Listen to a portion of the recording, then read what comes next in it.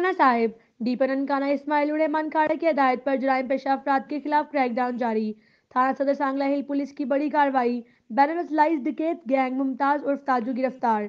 Decade gang के कब्जा से भारी मिकदार में असलहा, वारदातों में छीने हुए मोबाइल्स और 6 लाख रुपए बरामद। डिकेट गैंग जिला ननकाना समेत जिला शेखुपुरा, फैसलाबाद, चनियोड़ और फैसलाबाद पुलिस को डकैती, रॉबरी और इक़दाम कत्ल के 24 मुकदमात में मतलूब थे। मुलजमान ने 14 वारदातों का इतराफ़ कर लिया है।